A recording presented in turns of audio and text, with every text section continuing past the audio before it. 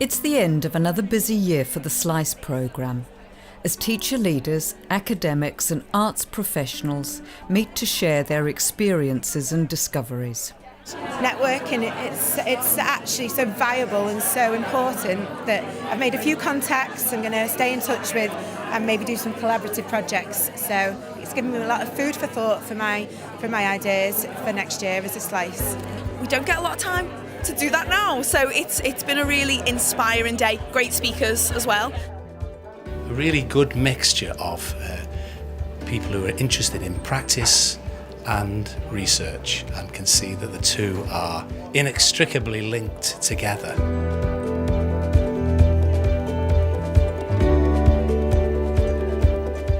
Created in response to the 2012 Henley Review of Cultural Education, the Specialist Leaders in Cultural Education Fellowship is now in its 4th year.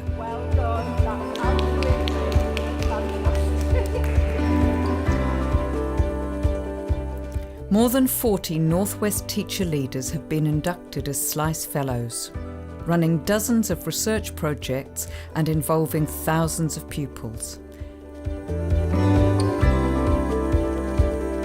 Yet SLiCE is about much more than projects. The SLiCE programme is about generating new knowledge and new practices, and core to that is the research that the SLiCE Fellows do. So I'm here to chat to Dr. Sandra Hyatt, who for 3 years has been our external researcher and evaluator on the SLiCE programme. First of all, the SLiCE programme goes beyond developing a project between a school and a cultural partner. Those kind of things have happened before and they continue to happen, but they are limited in the impact they have on young people's education and the nature of the pedagogy that takes place. I need to make sure I've got a control group that do the exact same baseline activities and post activities, and then field notes and reflections from the artist as well, from Ben. It's embedded in every element of the project, and it's practitioner inquiry, action research, in a way that really helps the specialist leaders to reconsider their position and their role, particularly in leadership. The SLiCE programme is substantiated by the production of research, which is actively disseminated across educational and cultural sectors. This way, multiple schools and practitioners can trial new approaches together as a community of reflective practice.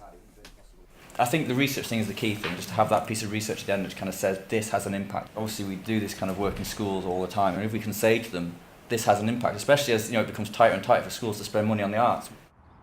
When I look at all of our functions as teaching school, these research projects, and that term actually undersells them,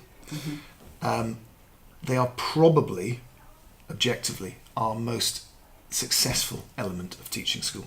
Because the brokerage, I think, is particularly interesting.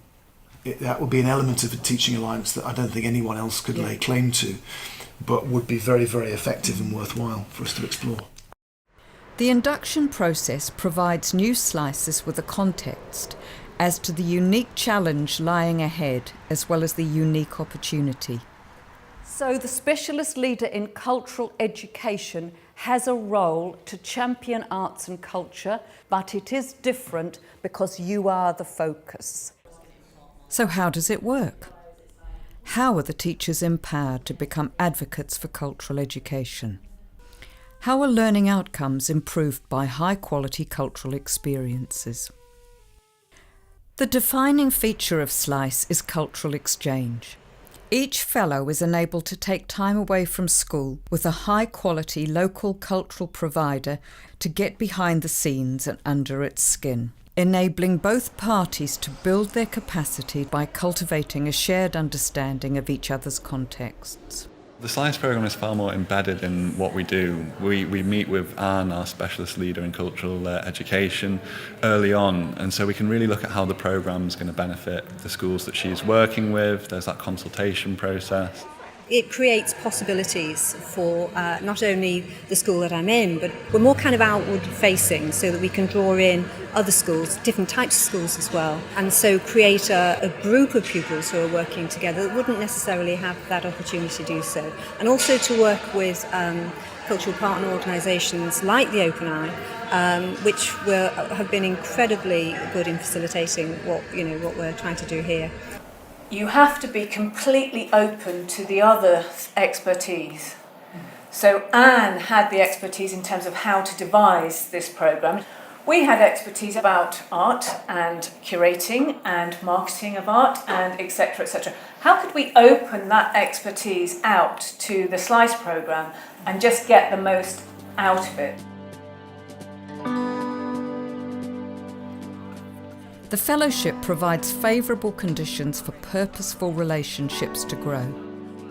SLiCE provides a unique opportunity for teachers to add a new professional dimension to their role in school.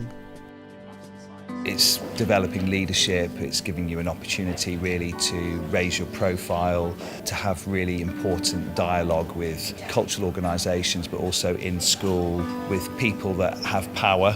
You feel that it's giving you a voice and a way to really be an advocate for the arts and coming up with concrete evidence to show that it does have an impact. SLiCE has benefits for all participants, not least its key stakeholders.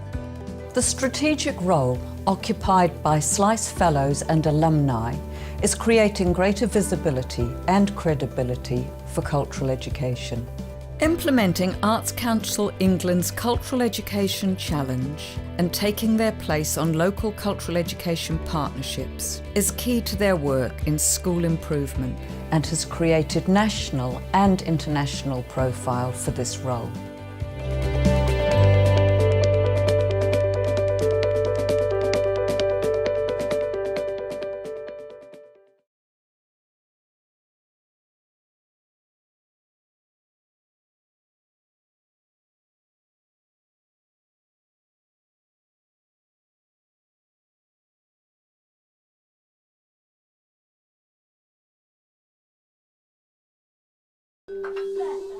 Yeah, quite like it.